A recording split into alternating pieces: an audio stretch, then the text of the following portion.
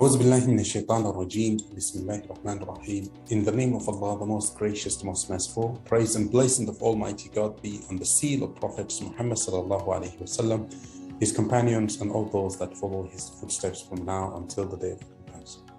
Welcome to the continuation of our course of understanding government economic policy making.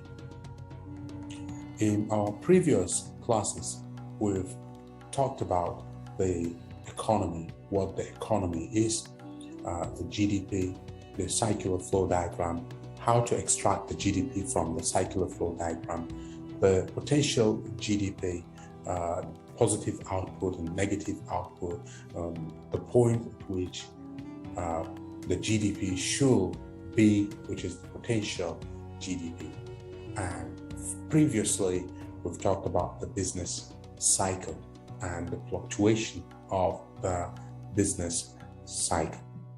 But one thing that is missing is what really resulted to this fluctuation of the business cycle. And that's what we're going to talk about today.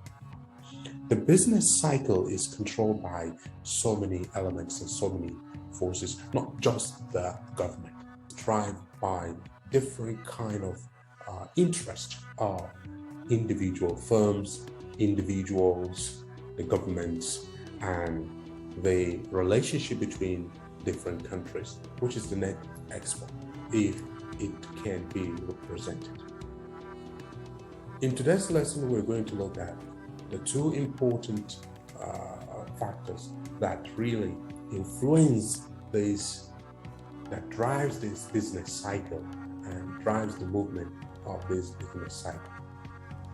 Without knowing these important tools or factors, we won't be able to have the foundation to make an effective policy as regards to our economy. So first, let's move to these factors that really influence and drives the business cycle, which are the aggregate demand and the aggregate supply. If you have taken any economic class before, I know you've come across the demand and supply. So what we're going to be talking about is similar to that demand and supply.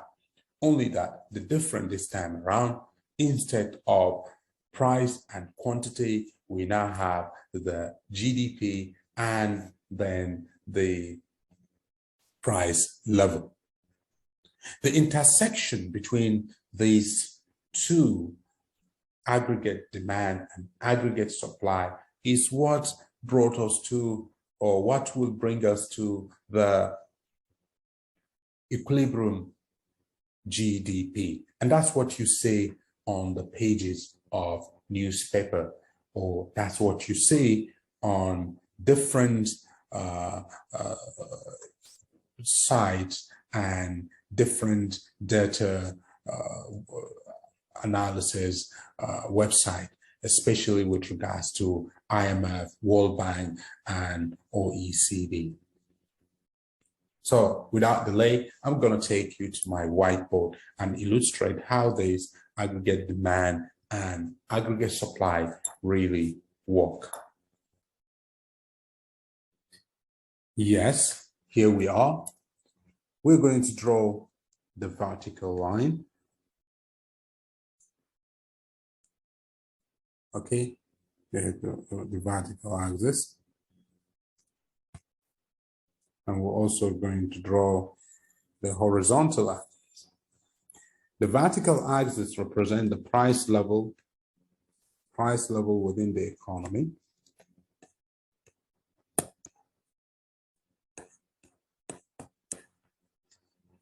And the horizontal axis represents the GDP, which is the total market value of all goods and services produced within the economy. And now let's look at the aggregate demand. We already some of us are familiar with demand and supply, so it's going to be the same thing, the same curve. The higher the price, the lower the quantity demanded. The lower the price, the higher the quantity demanded. All right, so you can say, for example, this. And the same thing with the aggregate supply, which is more of the same with supply curve in microeconomic class or in your normal economic class. It's called the aggregate supply. The higher the price, the higher the quantity supply, and the lower the price, the lower the quantity supply. So the middle is what we have as the equilibrium. So this is the equilibrium.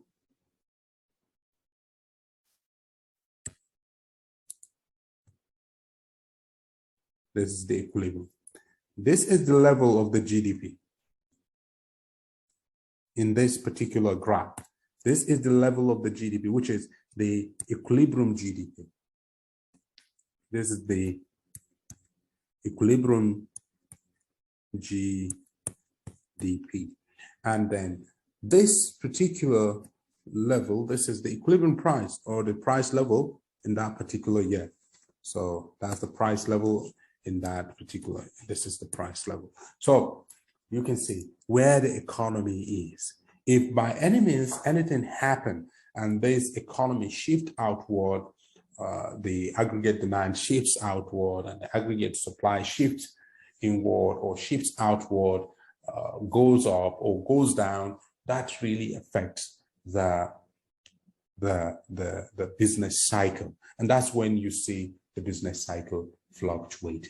In the next video, we're going to look at this fluctuation using this same graph of aggregate demand and aggregate supply. So this is, I forgot to write, aggregate demand, and this is the aggregate supply.